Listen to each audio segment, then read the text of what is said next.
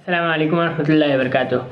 آج ہم لوگ انشاءاللہ تیمم کے تعلق سے کچھ باتیں کریں گے اور اس کے بعد اذان، اقامت اور نماز کے تعلق سے کچھ باتیں کریں گے۔ پہلی بات تو یہ ہے کہ تیمم کا مطلب کیا ہوتا ہے۔ تیمم کا معنی ہوتا ہے کسی چیز کا ارادہ کرنا، کسی چیز کا قصد کرنا۔ شریعت میں تیمم مٹی پر ہاتھ مار کر منہ اور ہاتھوں پر پھیرنے کو کہتے ہیں۔ اگر وضو کرنا ممکن نہیں ہو بیماری کی وجہ سے یا پانی نہیں ملنے کی وجہ سے، تو شریعت میں آدمی تیمم کر کے نماز پڑھ سکتا ہے۔ تیمم میں کتنے فرض ہیں؟ تیمم میں 3 فرض ہیں۔ نیت کرنا، پاک مٹی پر، مطلب صاف مٹی ہو، اس میں کوئی غلاظت نہیں ہو، نجاست نہیں ہو کسی جانور وغیرہ کی، صاف مٹی پر ہاتھ مار کر چہرے پر پھیرنا اور ہاتھ کوہنیوں تک کے پھیرنا۔ یہ 3 فرض ہیں تیمم کے، جن کے بغیر تیمم مکمل نہیں ہوتا۔ تیمم کن چیزوں سے کیا جا سکتا ہے؟ مٹی سے، پتھر سے، چونے سے، مٹی کے کسی برتن سے، اینٹے سے، دیوار سے اور اسی طرح کی باقی تمام چیزوں سے۔ تیمم انہی چیزوں سے ٹوٹتا ہے جن چیزوں سے وضو ٹوٹتا ہے، اور تیمم کرنا صرف 2 صورتوں میں جائز ہے، جیسا کہ آپ کو میں نے بتایا تھا۔ پانی اگر نہیں ہو اور اگر آدمی بیمار ہو اور پانی کے استعمال سے جو ہے اس کی بیماری میں اضافے کا اندیشہ ہو، تو ان دونوں صورتوں میں آدمی تیمم کر سکتا ہے۔ اب اذان اور نماز کی طرف بڑھتے ہیں۔ اذان کا کیا مطلب ہے؟ اذان کا مطلب کسی چیز کی اطلاع دینا۔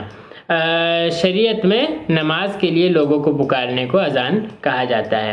اذان دینے والے کے لیے، مؤذن کے لیے نبی صلی اللہ علیہ وسلم نے کیا خوشخبری سنائی ہے۔ اللہ کے رسول صلی اللہ علیہ وسلم نے فرمایا ہے کہ پہلی بات تو یہ کہ جہاں جہاں تک کہ ان کی اذان کی آواز پہنچے گی، وہاں تک کہ جو بھی پتھر ہوگا، پیڑ ہوگا، جانور ہوگا، وہ سب گواہی دیں گے کہ یہ آدمی مومن تھا اور یہ اذان دیا کرتا تھا۔ اور دوسری فضیلت یہ بیان کی گئی ہے کہ قیامت کے دن اذان دینے والوں کی گردنیں اونچی ہوں گی، جس سے وہ لوگ پہچانے جائیں گے اور ان کو ایک اعلیٰ رتبہ حاصل ہوگا۔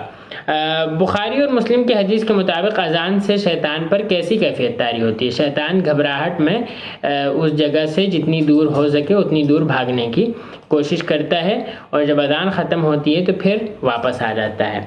آپ صلی اللہ علیہ وسلم نے اپنی شفاعت کا حقدار اس آدمی کو قرار دیا ہے جو اذان کے بعد یہ دعا پڑھے: اللہم رب هذه الدعوة التامة والصلاة القائمة آت محمد الوسیلة والفضیلہ وابعثه مقاما محمودا الذی وعدتہ۔ کن نمازوں کے لیے اذان کہنا سنت مؤکدہ ہے؟ جو نمازیں فرض عین ہیں، مطلب یہ کہ دن میں 5 وقت کی نمازیں، ان کے لیے اذان کہنا سنت مؤکدہ ہے۔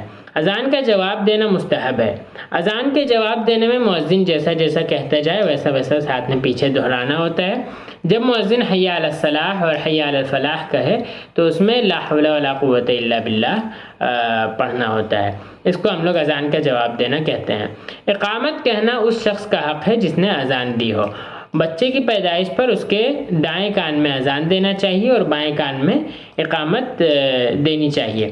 نبی صلی اللہ علیہ وسلم نے ارشاد فرمایا ہے کہ جس نے خدا کے لیے ایک مسجد تعمیر کری، اللہ تعالیٰ اس کے لیے جنت میں ایک گھر بنائے گا۔ نبی صلی اللہ علیہ وسلم نے یہ بھی کہا ہے کہ جس شخص کا دل مسجد میں لگا رہتا ہو وہ قیامت کے دن عرش الہی کے، خدا کے عرش کے سائے میں ہوگا۔ اور نبی صلی اللہ علیہ وسلم نے مسجد کی فضیلت کے تعلق سے بھی فرمایا کہ اللہ کے نزدیک سب سے پسندیدہ جگہ مسجد ہے اور سب سے ناپسندیدہ جگہ بازار ہے۔ مسجد میں داخل ہونے کی دعا اللہم افتح لی ابواب رحمتک، اور مسجد سے نکلنے کی دعا اللہم انی اسألک من فضلک ہے۔ رکعت اگر چھوٹنے کا ڈر ہو تو اللہ کے رسول صلی اللہ علیہ وسلم نے بہرحال منع کیا ہے کہ آدمی دوڑ کر اس میں شامل نہیں ہو، بلکہ اطمینان اور سکون کے ساتھ شامل ہو۔ بھلے سے رکعت چھوٹ جائے تو اس کو نماز کے بعد پورا کر لے۔ دیکھیے، جب آدمی کسی بادشاہ کے دربار میں جاتا ہے، کسی بڑے آدمی کے دربار میں جاتا ہے تو بہت ادب اور احترام کے ساتھ جاتا ہے۔ کبھی ایسا نہیں ہوتا ہوگا کہ کوئی بادشاہ کے سامنے یا پردھان منتری کے سامنے دوڑتے ہوئے اس کے اندر گھسے۔ ہم لوگ کو انہی آداب کا خیال مسجد کے لیے بھی رکھنا چاہیے۔ مسجد میں داخل ہونے کے بعد مسجد کا کیا حق ہوتا ہے؟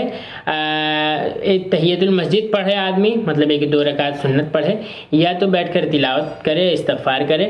بہرحال آدمی کو فالتو نہیں بیٹھنا چاہیے اور ادھر ادھر کی دنیاوی باتوں میں اپنا وقت نہیں گزارنا چاہیے۔ اللہ کے رسول صلی اللہ علیہ وسلم نے ایک فضیلت بیان کی ہے ان لوگوں کے لیے جو گھر سے وضو کر کے مسجد جاتے ہیں، کہا ہے کہ ان کو ہر قدم پر ایک نیکی کا ثواب ملتا ہے۔ ناپاکی کی حالت میں مسجد جانا حرام تو نہیں ہے لیکن مکروہ تحریمی ہے۔ اسلام کے میں نے آپ کو بتایا تھا 5 ارکان ہیں، کلمہ شہادت اور دوسرا نماز۔ تو ایمان کے بعد اسلام کا دوسرا اہم رکن نماز ہے، اور قرآن کریم میں سب سے زیادہ اسی کی عبادت، اسی کی تاکید کی گئی ہے، اور فرمایا گیا ہے کہ نماز قائم کرو۔ نماز مومنوں پر وقت کی پابندی کے ساتھ فرض ہے، مطلب یہ نہیں کہ آدمی کو 5 نمازیں پڑھنا ہے تو دن میں کسی بھی وقت پڑھ لے، بلکہ وقت کی پابندی کے ساتھ نماز فرض ہے۔ نبی کریم صلی اللہ علیہ وسلم کی نظر میں وہ نماز مقبول نہیں ہے جو آدمی سکون کے ساتھ اور اطمینان کے ساتھ نہیں ادا کرے، بلکہ جلدی رکوع سجدہ اٹھنا بیٹھنا کر کے سلام پھیر دے۔ نبی صلی اللہ علیہ وسلم نے فرمایا کہ وہ نماز مقبول نہیں ہوگی۔ نماز کی روح، نماز کی جان کیا چیز ہے، اللہ کو آدمی حاضر و ناظر جانے، اور آدمی اپنے یکسوئی کے ساتھ نماز پڑھے، یہی نماز کی جان ہے۔ اور اگر یکسوئی نہیں ہے تو گویا کہ نماز میں کوئی جان نہیں رہی، نماز اس کی بے جان ہے۔ نماز یعنی صلاح کے معنی دعا ہے، اور نماز کا اصل مقصد یہ ہے کہ اللہ تعالیٰ کی عظمت آدمی سمجھے اور اللہ تعالیٰ کے جو احکام ہیں ان کی اطاعت کرے، اللہ تعالیٰ نے جن چیزوں سے منع کیا ان چیزوں سے آدمی دور رہے۔ حدیث میں فرمایا گیا ہے کہ مسلم اور مشرک کے درمیان، مسلم اور کافر کے درمیان نماز ہی ہے جو فرق کرتی ہے۔ نماز واجب ہونے کی 5 شرطیں ہیں، ہے نا، جس کی 5 شرطیں مکمل ہو گئیں اس پر یہ نماز واجب ہے۔ مسلم ہو، بالغ ہو، عاقل ہو، مطلب دماغ اس کا درست ہو، پاگل نہیں ہو، عورتیں پاک صاف ہوں، اور یہ کہ نماز کا وقت آ جائے۔ جہاں کہیں یہ 5 چیزیں پوری ہوئیں وہاں آدمی پر نماز واجب ہو جاتی ہے۔ عورتوں کے لیے نماز کے دوران پردے کا حکم یہ ہے کہ منہ، ہتھیلی اور دونوں پیروں کے علاوہ باقی پورا بدن ڈھکا رہے، اور باریک دوپٹہ، باریک کپڑا نہیں پہننا چاہیے، اور اگر نماز کی حالت میں سر سے دوپٹہ گر جائے تو اس کو جلدی سے درست کر لینا چاہیے۔ جتنی دیر میں آدمی 3 بار سبحان اللہ کہہ سکے، مطلب 3 سیکنڈ کے اندر اس کو اپنا دوپٹہ درست کر لینا چاہیے۔ اگر نماز وقت سے پہلے پڑھ لی گئی تو نماز ادا نہیں ہوگی، وہ جو نماز آدمی نے پڑھی وہ نفل نماز میں شمار ہو جائے گی، اور وقت شروع ہونے پر اس کو پھر سے نماز کا اعادہ کرنا ہوگا۔ دن اور رات میں 5 وقت کی نمازیں فرض ہیں، آپ سبھی جانتے ہیں، اور یہ ہجرت سے 1.5 سال پہلے معراج کے وقت پر فرض کی گئی تھی۔